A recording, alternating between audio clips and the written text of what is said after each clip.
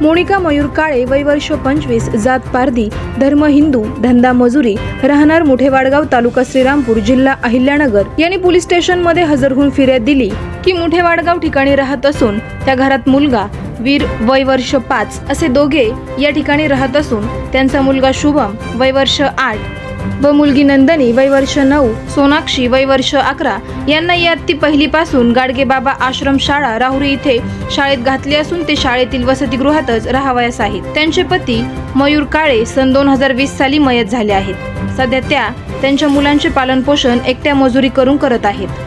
त्या अधूनमधून त्यांच्या मुलांना गाडगेबाबा आश्रमशाळा राहुरी येथे भेटावयास जात असतात। त्या आदिवासी समाजाच्या असल्यामुळे त्याबद्दल गाडगेबाबा आश्रमशाळेतील सर्व शिक्षकांना माहीत आहे। दिनांक 5 एप्रिल 2025 रोजी दुपारी 3:30 वाजेच्या सुमारास त्यांचा मुलगा शुभम व मुलगी नंदनी हिने त्यांना गाडगेबाबा शाळेमधील काळे मॅडम यांच्या फोनवरून फोन करून सांगितले की त्यांच्या शाळेतील खांडवे सर हे त्यांच्याशी वाईट वागतात, तू मला भेटायला ये। म्हणून मी आज दिनांक 7 एप्रिल 2025 रोजी सकाळी 11:30 वाजेच्या सुमारास गाडगेबाबा आश्रम शाळेत गेले। तिथे मी माझ्या मुलांची भेट घेतली। तेव्हा मुलगी नंदिनी हिने मला सांगितले की गुरुवार दिनांक 3 एप्रिल 2025 रोजी सकाळी 11 वाजेच्या सुमारास अश्लील भाषेत ते नंदिनीशी बोलले। तसेच दुपारी 1 वाजेच्या सुमारास मी सरांना नवीन वही मागितली। तेव्हा सर मला म्हणाले की तू मला पप्पी दे तरच मी तुला वही देईल। मुलगी असे मला सांगत असताना आमच्या जवळ शाळेतील इतर 7 ते 8 मुली जमा झाल्या। त्यापैकी तिसरीतील जयश्री दशरथ केदार, राहणार कोळेवाडी, म्हैसगाव, तालुका राहुरी हिने सांगितले की माझ्याशी पण सर वाईट वागतात। सरांनी माझा हात धरून त्यांच्या अवघड ठिकाणी लावला होता।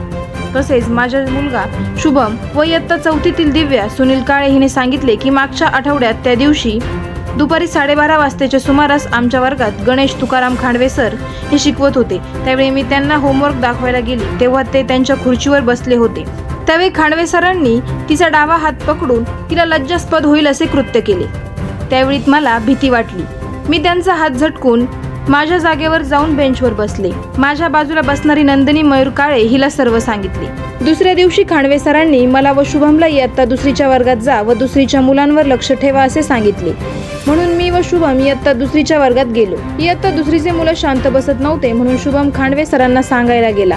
थोड्या वेळात खांडवे सर व शुभम इयत्ता 2रीच्या वर्गात आले।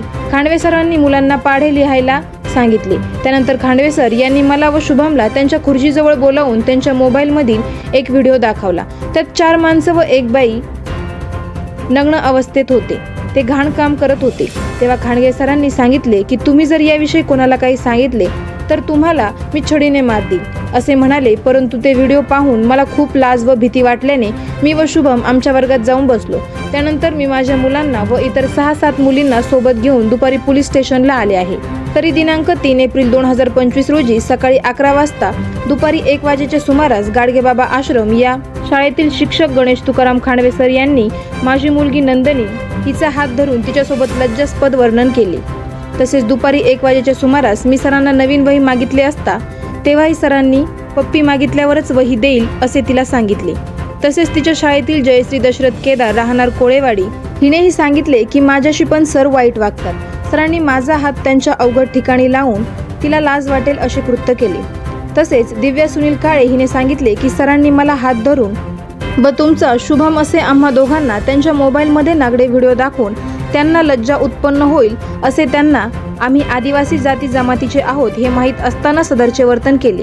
म्हणून या मुलांची आई गणेश तुकाराम खांडवे सर गाडगे बाबा आश्रम शाळा तालुका राहुरी यांच्या विरुद्ध तक्रार करायला पोलीस स्टेशनमध्ये हजर झालेली आहे। जर शाळेतील लहान चिमुरड्यांवर असा अन्याय होत असेल तर मुलांना शाळेत पाठवणे योग्य ठरणार नाही का? शाळा हे एक मंदिर मानले जाते।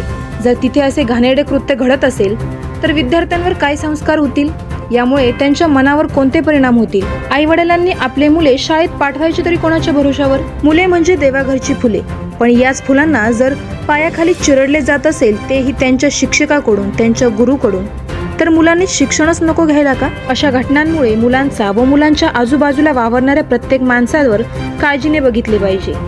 आवाज जनतेचा न्यूजसाठी प्रतिनिधी शेख शफीक मनियार। करायचं आहे लाईव्ह कार्यक्रम किंवा आहे कसले आंदोलन, जनसामान्यापर्यंत पोहोचेल आपला हक्काचा आवाज, आवाज जनतेचा। बातमी व जाहिरातीसाठी संपर्क करा स्क्रीनवर दिलेल्या नंबरवर।